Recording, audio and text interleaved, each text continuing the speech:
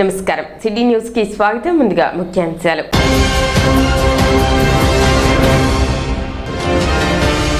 El Niño ప్రభావంతో పెరిగిన విద్యుత్ వినియోగానికి అనుగుణంగా విద్యుత్ సరఫరా చేస్తున్నట్లు తెలిపిన ఎలక్ట్రికల్ చిరంజీవి.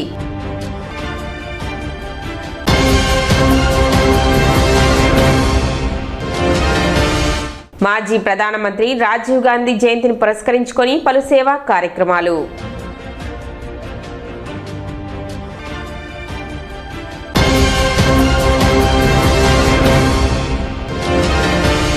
చంద్రబాబు, పవన్ కళ్యాణ్, లోకేష్ చిత్రపటాలకు పాలాభిషేకం.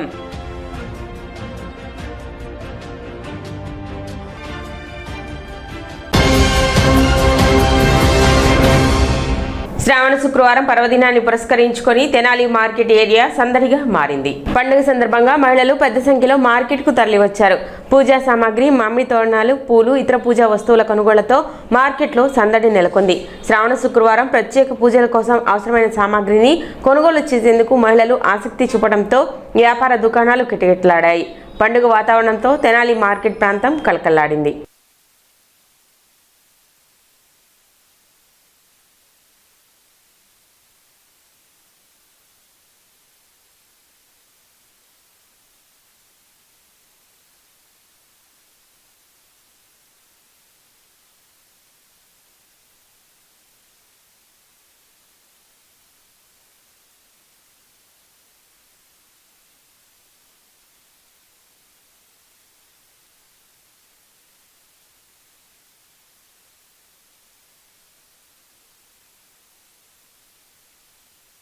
స్థానిక గాంధీ చౌక్ లో గురువారం సాయంత్రం కొవ్వొత్తులతో నిరసన ప్రదర్శన జరిగింది.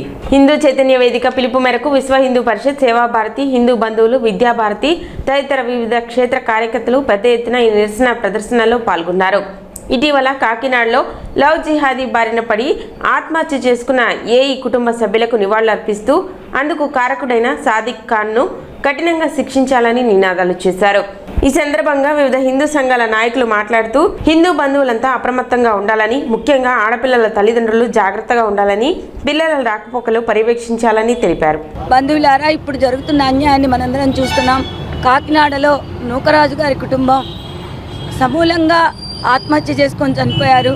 దీని వెనకాల కారణం ఏమిటి అంటే సాదిక్ ఖాన్ అనేటటువంటి మహమ్మదీయుడు ఒక అమ్మాయి సౌజన్యను లొంగ తీసుకొని ఆమెను పూర్తిగా అన్యాయం చేసి ఆమె భర్తను కూడా చంపివేసి ఆమెను ఎన్ని విధాల బాధలు పెట్టాలంటే అన్ని విధాల బాధలు పెట్టి చివరకు కుటుంబం మొత్తం ఆత్మహత్య చేసుకునే స్థితికి తీసుకొచ్చాడు. ఇలాంటి దుర్మార్గుల వలలో ఎందరో మహిళలు చిక్కి బలైపోతున్నారు.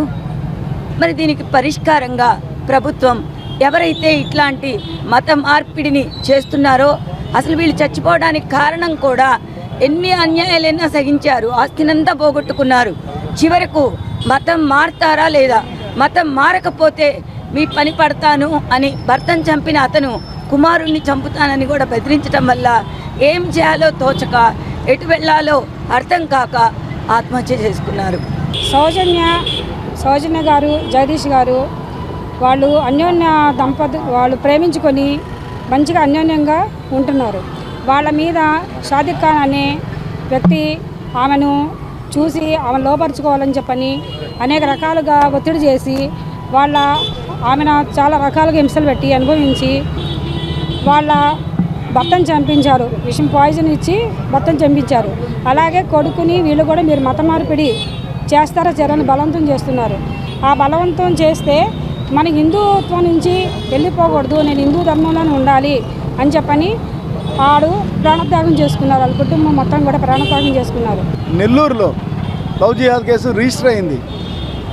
ఇప్పుడు చూస్తే కాకినాడలో ఒక కుటుంబం సామూహిక ఆత్మహత్యకి పాల్పడ్డారు. కేవలం ఇది హిందూ మహిళల్ని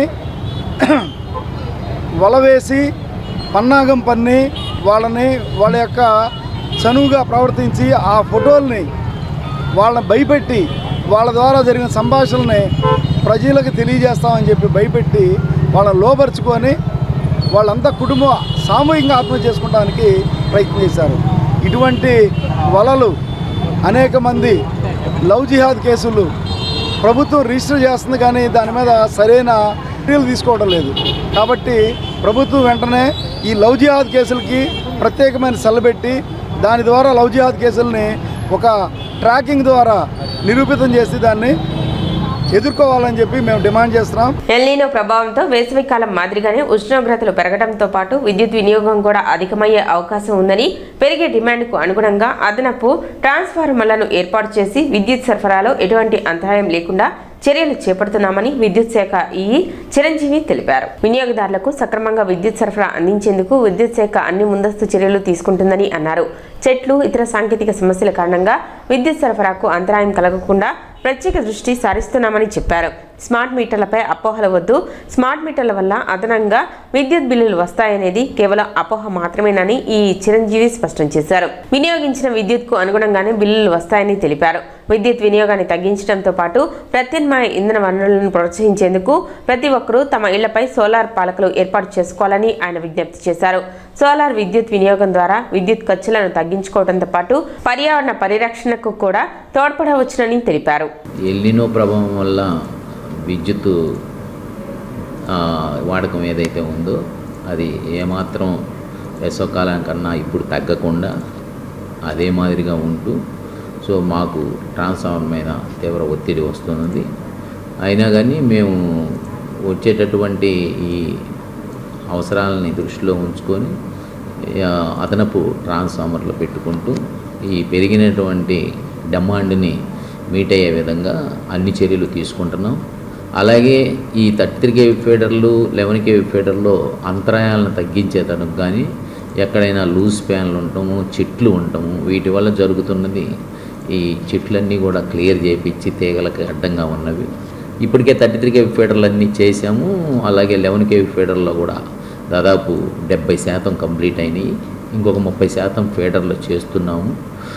ఈ ఫీడర్లు చేయటం వల్ల ఏంటంటే ఈ వర్షాలకి, గాలులకి అంతరాయాలు తగ్గటమే మా ప్రధాన ఉద్దేశం.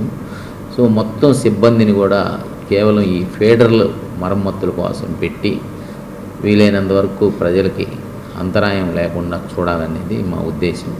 సో ఇంకొద్ది రోజుల్లో అది ముగుస్తుంది. అలాగే ఈ స్మార్ట్ మీటర్ల మీద కొంతమంది పడ్డటువంటి అపోహలను కూడా క్లియర్ చేయడం జరిగింది. స్మార్ట్ మీటర్ వల్ల ఎటువంటి ఇబ్బందులు లేకపోగా స్మార్ట్ మీటర్ వల్ల కొన్ని ప్రత్యేకమైనటువంటి ఉపయోగాలు ఉన్నాయనేది ప్రజలు గమనించాలి. దానివల్ల విద్యుత్ యూనిట్లు పెరుగుతాయి, బిల్లు పెరుగుతుంది అనేది కేవలం ఒట్టి అపోహ మాత్రమే. అలాగే ప్రజలను కూడా సోలార్కి వెళ్ళవలసిందిగా కోరుచున్నాము. సో మీరు సోలార్ వెళ్ళి మీరు ఉత్పత్తి చేయటం వల్ల మీకు విద్యుత్ బిల్లు తగ్గటమే కాక మీకు కొంత ఆదాయం కూడా డిపార్ట్మెంట్ నుంచి సమకూరుతుంది. అలాగే ఈ SC/ST సర్వీసులు ఏమైతే ఉన్నాయో వారందరికీ కూడా 200 యూనిట్లు కొన్న వాళ్ళకి ప్రభుత్వమే ఖర్చు పెట్టి వాళ్ళ ఇంటి మీద సోలార్ పలకల్ని ఏర్పాటు చేయటం అవుతుంది. మాజీ ప్రధానమంత్రి రాజీవ్ గాంధీ 82వ జయంతి సందర్భంగా కాంగ్రెస్ పార్టీ నాయకులు, కార్యకర్తల ఆధ్వర్యంలో తెనాలి ప్రభుత్వ ఆసుపత్రిలోని ప్రసూతి విభాగంలో గర్భిణీ స్త్రీలకు పండ్లు పంపిణీ చేశారు. అకిదాశ్యాం, వేముల శ్రీపతి, రోసయ్య, కోటి, జలయ్య, లీలాకృష్ణ ఆధ్వర్యంలో నిర్వహించిన ఈ కార్యక్రమంలో ముఖ్య అతిథులుగా కాంగ్రెస్ పార్టీ SC జిల్లా పార్లమెంట్ అధ్యక్షులు దారా రామకృష్ణ, DCC అధ్యక్షులు ఎన్ఎం సుధీర్ పాల్గొని గర్భిణీలకు పండ్లు పంపిణీ చేశారు. ఈ కార్యక్రమంలో సాంబశివరావుతో పాటు పలువురు కాంగ్రెస్ పార్టీ నాయకులు, కార్యకర్తలు పాల్గొన్నారు.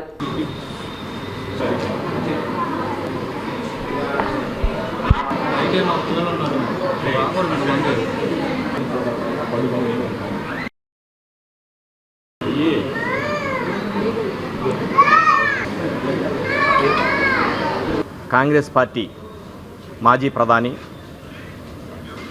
ప్రధాని కుమారుడు, అలాగే ఒక మాజీ ప్రధాని మనవడు ఈ దేశానికి ప్రగతి పదంలో నడిపించి భారతదేశపు ఖ్యాతిని ప్రపంచ స్థాయిలో నిలబెట్టి ఆయన పరిపాలించినన్ని రోజులు కూడా భారతదేశంలో ఉన్నటువంటి ఐక్యతని ప్రపంచానికి చాటి విద్య రంగంలో కానీ, వైద్య రంగంలో కానీ, రైతాంగంలో కానీ ఎటువంటి విషయంలో అభివృద్ధి అనే దాన్ని పరిగెత్తించినటువంటి మహానాయకుడు అకాల మరణం చెంది భారతదేశ అభివృద్ధిని ఆయనతో పాటు ఆపేసినట్టుగా మేము భావిస్తున్నాం. కాంగ్రెస్ పార్టీ కార్యకర్తలు రాజీవ్ గాంధీ గారు మరణం అనంతరం కాంగ్రెస్ పార్టీలో ఉన్నటువంటి ఎంతోమంది దిగ్గజాలు కాంగ్రెస్ పార్టీలో ఆయన తీసుకొచ్చినటువంటి సంస్కరణలు కానీ ఆయన తీసుకొచ్చినటువంటి విప్లవాత్మకమైనటువంటి టెక్నికల్ రంగంలో విప్లవాత్మకమైనటువంటి మార్పుల్ని కొనసాగించారు.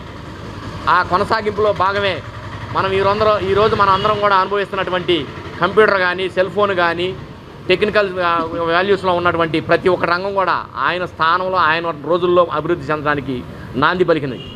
అటువంటి మహానేత జన్మదినాన్ని మేము ఈరోజు పేదలు అలాగే మన తెనాలి జిల్లా హాస్పిటల్ అయినటువంటి గవర్నమెంట్ హాస్పిటల్లో ప్రసూతి కేంద్రంలో ఉన్నటువంటి గర్భిణీ స్త్రీలకి వాళ్ళకి పళ్ళు పంపిణీ కార్యక్రమం ద్వారా మా జిల్లా అధ్యక్షుడు డిసిసి అధ్యక్షుడు సుధీర్ బాబు గారు అలాగే సాంత్రా గారు అందరూ కూడా మా కాంగ్రెస్ పార్టీ కార్యకర్తలు ఇక్కడ ఈ కార్యక్రమాన్ని అక్కిదాస్ శ్యాంబాబు అలాగే వేముల శ్రీపతి ఆధ్వర్యంలో ఈ కార్యక్రమాన్ని నిర్వహించడం జరిగింది. తెనాలి గవర్నమెంట్ హాస్పిటల్లో రాజీవ్ గాంధీ అభిమానులు అలానే కాంగ్రెస్ పార్టీ అభిమానులు అలానే కాంగ్రెస్ పార్టీ సీనియర్ నాయకులైనటువంటి దారా రామకృష్ణ గారు మరియు వారి యొక్క మిత్ర బృందం కాంగ్రెస్ పార్టీ కార్యకర్తలు అలానే నాయకులు కూడా ఈ యొక్క కార్యక్రమానికి హాజరవడం జరిగింది.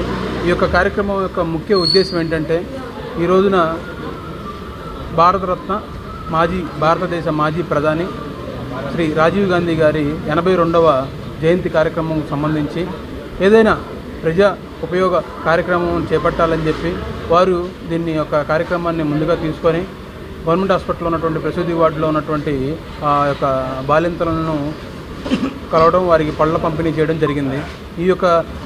దీని యొక్క స్ఫూర్తిని ప్రజల్లోకి తీసుకెళ్లాలనే దాని మీద ఈ యొక్క కార్యక్రమం చేయడం జరిగింది. రాజీవ్ గాంధీ గారి యొక్క ప్రాముఖ్యత ఇప్పుడున్న యువత ఎంతైనా తెలుసుకోవాల్సిన ముఖ్య అవసరం కూడా ఉంది. ఎందుకంటే ఆ రోజున భారతదేశంలో యువత ఎక్కువ ఉన్నారని చెప్పి తెలుసుకొని ఎన్నికల వయసు 21 సంవత్సరంగా ఉంటే దాన్ని ఆ ఎన్నికల వయసుని 21 నుంచి 18 సంవత్సరాలు తీసుకొచ్చినటువంటి గొప్ప నాయకుడు రాజీవ్ గాంధీ గారు. మాజీ ప్రధాని రాజీవ్ గాంధీ దేశానికి అందించిన సేవలు చిరస్మరణీయమని ఆయన ఆశయ సాధనకు కాంగ్రెస్ పార్టీ కట్టుబడి పనిచేస్తుందని తెనాలి నియోజకవర్గ Congress party incharge doctor Chandu Sambasivudu అన్నారు. రాజీవ్ గాంధీ జయంతి సందర్భంగా తెనాలి కాంగ్రెస్ పార్టీ కార్యాలయంలో ఆయన చిత్రపటానికి డాక్టర్ చందు సాంబశివుడు పూలమాల వేసి ఘనంగా నివాళి అర్పించారు. ఈ సందర్భంగా రాజీవ్ గాంధీ దేశంలో ఆధునిక సాంకేతికత సమాచార విప్లవానికి బాటలు వేసిన దూరదృష్టి కలిగిన నాయకుడని కొనియాడారు. యువతకు అవకాశాలు కల్పిస్తూ దేశాభివృద్ధికి ఆయన చేసిన సేవలు చిరస్థాయిగా నిలిచిపోతాయని పేర్కొన్నారు. ఈ కార్యక్రమంలో తెనాలి పట్టణ కాంగ్రెస్ అధ్యక్షులు పొన్నూరు నాగసూరి శశిధరరావు, బీసీసీఎల్ అధ్యక్షులు డోగిపతి శ్రీనివాసరావు, కడిదం కోటేశ్వరరావు, తన్నీరు శివనారాయణ, శీలం సుబ్బారావు, భీమా రమేష్, నక్కా మాధవరావు, అఖిల్ ప్రసాద్, శ్రీను, ఎన్ మల్లికార్జునరావుతో పాటు కాంగ్రెస్ నాయకులు కార్యకర్తలు పాల్గొన్నారు. ఈ రోజున మన భారతదేశపు మాజీ ప్రధానమంత్రి అలాగే ఆల్ ఇండియా కాంగ్రెస్ కమిటీ మాజీ అధ్యక్షుడు ఆయన శ్రీ రాజీవ్ గాంధీ గారి యొక్క 82వ జన్మదినోత్సవాన్ని పురస్కరించుకుని మా ఇండియన్ నేషనల్ కాంగ్రెస్ తెనాలి నియోజకవర్గం తరపున ఆయనకి నివాళులు అర్పిస్తున్నాం. రాజీవ్ గాంధీ గారి గురించి క్లుప్తంగా నేను 2-3 విషయాలు చెప్తాను. ఇంతవరకు స్వతంత్ర భారతదేశంలో చిన్న వయసులో అత్యంత చిన్న వయసులో ప్రధానమంత్రి అయినటువంటి వ్యక్తి రాజీవ్ గాంధీ గారు 40 సంవత్సరాల కల్లా భారతదేశ ప్రధానమంత్రి అయ్యారు. అలాగే ఒక సుదీర్ఘకాలం పనిచేసిన ఒక ప్రధానమంత్రికి మనవడైతే ఒక ప్రధానమంత్రికి కొడుకు. ఇప్పుడు ఆయన కొడుకే ఇప్పుడు లోక్సభలో ప్రతిపక్ష నాయకుడిగా ఉన్నారు కాంగ్రెస్ పార్టీ గారు. రాజీవ్ గాంధీ గారు మన దేశానికి చేసిన సేవల్లో ముఖ్యమైనవి ఆయన టెక్నాలజీ రంగం. ఆయన్ని కంప్యూటర్ బాయ్ అన్నారు. ఆయన మొట్టమొదటి ఆ రోజుల్లో 84లో ఆయన ప్రధానమంత్రి అయితే 85, 86లో కంప్యూటర్లని తీసుకొచ్చి ఎక్కువ అప్పుడు ఇన్ఫర్మేషన్ టెక్నాలజీ అంటున్నారు, ఐటీ కంప్యూటర్ ఎడ్యుకేషన్ అనండి, ఐటీ అనండి, వీటన్నిటినీ ఎక్కువ తీసుకొస్తే అప్పుడు కొంతమంది ఈయన కంప్యూటర్ బైక్ అంత కంప్యూటర్లు ఏముందని చెప్పి అన్నారు. ఇప్పుడు ఆ టెక్నాలజీయే ఇంప్రూవ్ చేసి ఉపయోగపడి మన భారతదేశం నుంచి ఎక్కువ మంది సాఫ్ట్వేర్ ఇంజనీర్లన్నే ప్రపంచంలో అన్ని దేశాలకు వెళ్ళి ప్రపంచం దేశాల నుంచి మన దేశానికి ఫారిన్ ఎక్స్చేంజ్ రిజర్వ్స్ తీసుకొచ్చి ఇవాళ మన భారతదేశంలో మన రాష్ట్రంలో మన ఏరియాలో కూడా లైఫ్ స్టైల్ పెరిగిందంటే కారణం ఆ టెక్నాలజీ రంగమే ఒకటి. రెండవది ఆయన టైంలో 544 గాను 414 పార్లమెంట్ సీట్లు గెలిచారు ఆయన టైం. రాజీవ్ గాంధీ ఇందిరాగాంధీ గారు చనిపోయినాక ఎవరు వస్తారో అని ఎదురు చూసినప్పుడు రాజీవ్ గాంధీ గారు నేను చేస్తానని ముందుకు వచ్చి మరి మంచి పరిపాలన చేసిన వ్యక్తిలో రాజీవ్ గాంధీ ఒకడు. యువకుడు మరి ఏం చేస్తాడో అనుకున్నారు. ఆయన మరి ఎక్కడా లేని టెక్నాలజీని తీసుకొచ్చి ఇవాళ మనందరం కూడా జేబులో 2 సెల్ ఫోన్లు పెట్టుకు తిరుగుతున్నామంటే ఆయన పుణ్యమే. ఆ రోజున మరి ల్యాప్టాప్లు ప్రవేశపెట్టి ఎలక్ట్రానిక్ రంగంలో ముందుకు తీసుకెళ్లే వ్యక్తి మన రాజీవ్ గాంధీ గారు. మరి అటువంటి వ్యక్తిని మరి ఈ శ్రీలంక వాళ్ళ మిలిటెంట్లు వాళ్ళు ఇది చేసి కాంచీపురంలో మీటింగ్ జరుగుతూ ఉంటే ఒక మానవ బాంబు వేసి ఆయన హతమార్చారు. శ్రీ పెరంబూరులో ఆయన్ని హతమార్చారు. అటువంటి వ్యక్తి మరలా కాంగ్రెస్ పార్టీకి రాబోడు అనుకుంటున్నాము. కానీ ఇప్పుడు వారి తనయుడు రాహుల్ గాంధీ గారు మరి ప్రతిపక్షంతో రోజు ఫైట్ చేస్తూనే ఉన్నాడు. వారు కూడా త్వరలో ప్రధానమంత్రి కావాలని మేమందరం కూడా కోరుకుంటున్నాం. ఉపాధ్యాయ ఉద్యోగాల కోసం నిర్వహించే డిఎస్సి నియామకాల్లో టెట్ నిబంధనల కారణంగా అభ్యర్థులు ఇబ్బందులు ఎదుర్కొంటున్నారని ఎంఆర్పీఎస్ ఏపీ రాష్ట్ర నాయకులు పేర్కొన్నారు. టెట్లో అర్హత సాధించిన అభ్యర్థులకు డిఎస్సిలో తగిన అవకాశం కల్పించాలని, బీఈడీ, డిఈడీ వంటి విద్యార్హతలు ఉన్న అభ్యర్థులకు న్యాయం జరిగేలా ప్రభుత్వం చర్యలు తీసుకోవాలని కోరారు. ఉపాధ్యాయ నియామకాల్లో పారదర్శకత పాటిస్తూ నిరుద్యోగ అభ్యర్థులకు నష్టం కలగకుండా ప్రభుత్వం స్పష్టమైన విధానాన్ని ప్రకటించాలని వారు డిమాండ్ చేశారు. అర్హత కలిగిన అభ్యర్థుల సమస్యలను పరిష్కరించి డిఎస్సి, టెట్ విధానంలో అవసరమైన మార్పులు చేయాలని ప్రభుత్వాన్ని కోరారు.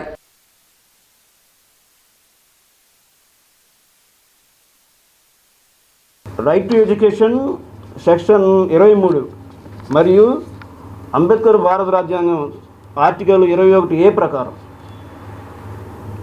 కేంద్ర ఉపాధ్యాయ విద్యా మండలి దేశవ్యాప్తంగా కేంద్ర విద్యాలయాల్లో అదేవిధంగా రాష్ట్ర వ్యాప్తంగా పాఠశాలల్లో కూడా ఉపాధ్యాయ అర్హత పరీక్ష టెట్ ఎలిజిబిలిటీ ఎగ్జామ్ను తప్పనిసరి చేస్తూ 2010లో నిబంధన విధించిన విషయం మీకు అందరికీ తెలిసిందే. 1వ తరగతి నుంచి 10వ తరగతి దాకా పాఠశాల విద్య ఇది. దేశంలో మరియు రాష్ట్రంలో కూడా 50% పాఠశాల విద్యని ప్రైవేట్ పరం చేసి, కార్పొరేట్ పరం చేసి కేవలం ప్రభుత్వ ఉపాధ్యాయులు మాత్రం టెట్ ఎగ్జామ్ పాస్ అవ్వాల్సిందని నిబంధన పెట్టడం అనేది ఇది ఈ దేశంలో, ఈ విశ్వంలో సహజ న్యాయ సూత్రాలకు విరుద్ధమని ఎంఆర్పీఎస్ ప్రకటిస్తూ ఉంది. 29వ వార్డు సుల్తానాబాద్ వడ్డెర కాలనీలో బుధవారం సాయంత్రం ముఖ్యమంత్రి చంద్రబాబు నాయుడు, ఉప ముఖ్యమంత్రి పవన్ కళ్యాణ్, మంత్రి నారా లోకేష్ చిత్రపటాలకు మహిళలు, పార్టీ నాయకులు పాలాభిషేకం చేశారు. ఈ సందర్భంగా నాయకులు మాట్లాడుతూ బీసీలకు న్యాయం చేయడంలో తెలుగుదేశం పార్టీ ఎప్పటి నుండో ముందుంటుందన్నారు. ఎన్టీఆర్ బీసీలకు 20% రిజర్వేషన్లు కల్పించగా చంద్రబాబు నాయుడు వాటిని 27% పెంచారని తెలిపారు. ప్రస్తుతం కూటమి ప్రభుత్వం బీసీలకు 34% రిజర్వేషన్లు కల్పించడం అభినందనీయమన్నారు. అలాగే దళవాయి రమాదేవికి ఎమ్మెల్సీ అవకాశం కల్పించినందుకు చంద్రబాబు నాయుడికి తెనాలి నియోజకవర్గ తెలుగుయువత తరపున ధన్యవాదాలు తెలిపారు. బీసీలకు రాజకీయంగా, సామాజికంగా మరిన్ని అవకాశాలు కల్పించేందుకు ప్రభుత్వం కృషి చేస్తుందని నాయకులు పేర్కొన్నారు.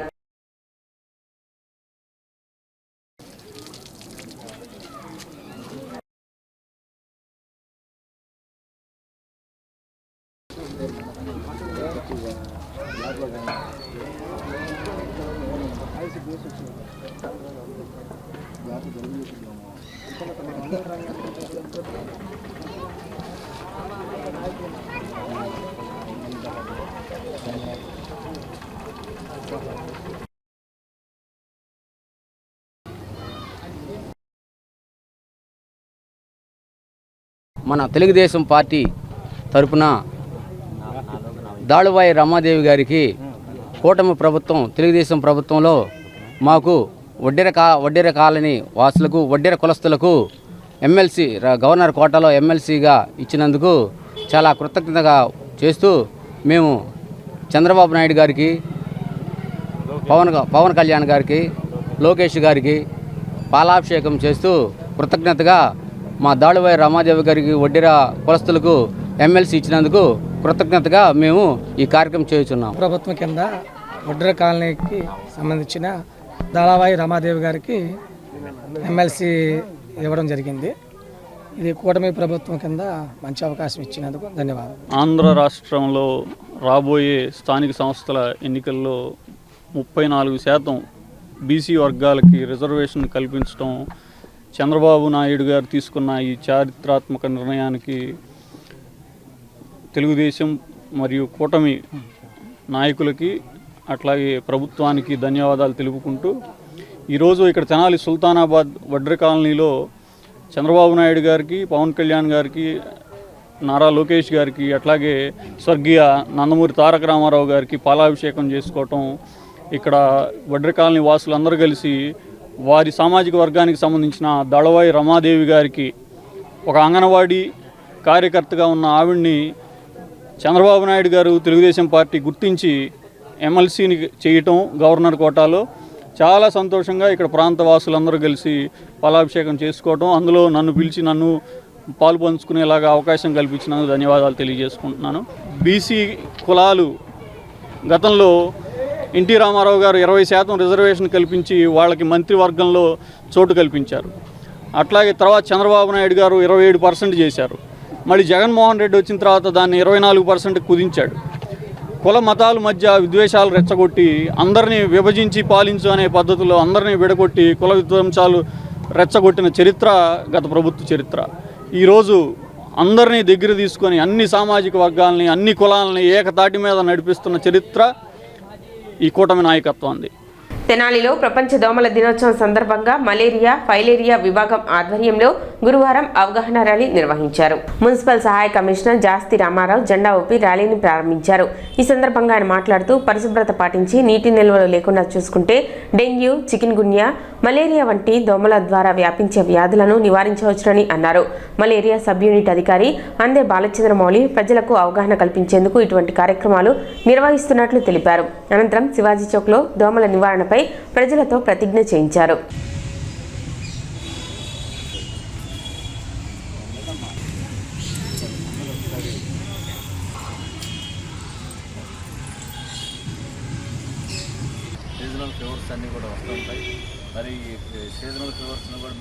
దోమకాటు అనేది ఇప్పుడు ఉన్న ప్రజల్లో చాలా తీవ్రంగా పెరుగుతున్న సందర్భంగా మన పరిసరాలు మనం పరిశుభ్రంగా ఉంచుకోవాలి, నీటి నిల్వలు లేకుండా చూసుకోవాలి. అదేవిధంగా ఎటువంటి చిన్న సిమ్టమ్స్ వచ్చినా, అది ఫీవర్ అయినా సరే, లేకపోతే కాలు వాపైనా సరే, లేదా తలనొప్పి అయినా సరే, మీ దగ్గరలో ఉన్న యూపీహెచ్సీలకు వెళ్ళి మీ సొంత ట్రీట్మెంట్ ఏం తీసుకోకుండా మీ యూపీహెచ్సీకి వెళ్ళి డాక్టర్ని కన్సల్ట్ అయ్యి అక్కడ ఉన్న చాలా టెస్టులు అవైలబుల్గా కూడా ఉన్నాయి. సో ఆ టెస్టులన్నీ చేయించుకొని ఆ టెస్ట్ పాజిటివ్ వచ్చిన దాన్ని బట్టి ట్రీట్మెంట్ తీసుకోవాలని మనం ఆధ్వర్యంలో మరియు మలేరియా, ఫైలేరియా విభాగాల ఆధ్వర్యంలో ఈ ర్యాలీ నిర్వహిస్తున్నాం. దోమల వలన malaria, filaria, chikungunya, dengue, Japanese encephalitis అనే వ్యాధులు వస్తాయి. కాబట్టి ఈ వర్షాకాలం దృష్ట్యా ఎక్కడా నీటి నిల్వలు లేకుండా చూసుకోవాలి. ప్రజల భాగస్వామ్యంతోనే ఈ కార్యక్రమాన్ని ప్రజల్లో తీసుకెళ్ళినట్లయితే ఎక్కువగా ఈ దోమలు నివారించవచ్చు. ఈ వ్యాధుల నుండి కూడా మనం రక్షింపబడతాం. ప్రపంచ దోమల దినోత్సవం జరుపుకుంటున్నాం. మరి 1897లో అనే రోనాల్డ్ రాస్ అనే సైంటిస్టు మరి యొక్క దోమల డాక్టర్ గారు ఈ యొక్క దోమల యొక్క జీవిత చరిత్రను తెలియజేశాడు. మరి ఈరోజు ఆగస్టు 20వ తారీఖున ప్రపంచవ్యాప్తంగా దోమల దినోత్సవం జరుపుకుంటారు. మరి దోమల వల్ల అనేక దోమ చిన్నదే కానీ అనేక ప్రమాదకరమైన వ్యాధులు వస్తాయి. అందులో మలేరియా ఒకటి, డెంగ్యూ ఒకటి, చికెన్ గున్యా ఒకటి, జపనీస్ ఎన్కెఫలైటిస్ అనే వ్యాధి వచ్చేది. అది ఇప్పుడు ప్రస్తుతం ఇక్కడ రావట్లేదు మనకి. మరి ఎక్కువగా మరి డెంగ్యూ వలన చాలామంది, నాకు తెలిసిన డాక్టర్స్ కూడా చనిపోయారు డెంగ్యూ వలన కూడా. ఈ డెంగ్యూ దోమ అనేది కూడా మంచినీళ్ళలో నివసిస్తుంది, మన ఇంటి పరిసరాల్లో ఉంటుంది, మన ఇంట్లో నిల్వ ఉన్న నీటిలోనే మంచినీటిలో ఉంటుంది. కాబట్టి ప్రజలందరూ కూడా ముందు ఫ్రైడే డ్రైడేగా ప్రతి శుక్రవారం కూడా ఇంట్లో నీళ్ళన్నీ పారబోసి ఇంటి పరిసరాలను కూడా పరిశుభ్రంగా చేసుకొని మరి దోమల నివారణకి ప్రతి ఒక్కళ్ళు కూడా చర్యలు తీసుకోవాలి. అదేవిధంగా శానిటేషన్ పరంగా ప్రతి పౌరుడు కూడా ప్రతి ఇంటి చుట్టూ ప్రతి బజార్లు అందరూ కూడా మరి ఎక్కడ కూడా రోడ్డు మీద చెత్త వేయకుండా, కాలువల్లో చెత్త వేయకుండా మన శానిటేషన్ వర్కర్లు వచ్చినప్పుడు వాళ్ళకే చెత్తను అందించి మరి పట్టణం పరిశుభ్రంగా ఉంటే దోమలు వ్యాప్తి అనేవి జరగవు. సిటీ న్యూస్ ముంచే ముందు ముఖ్యాంశాలు మరోసారి.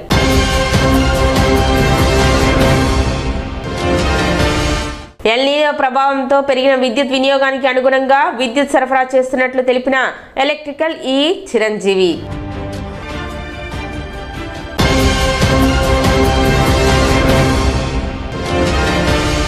మాజీ ప్రధానమంత్రి రాజీవ్ గాంధీ జయంతిని పురస్కరించుకొని పలు సేవా కార్యక్రమాలు.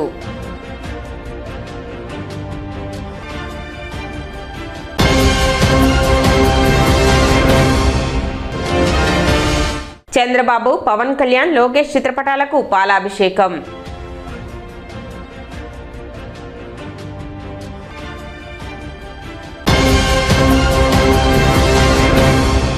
సిటీ న్యూస్ ఇంతటితో సమాప్తం. నమస్కారం.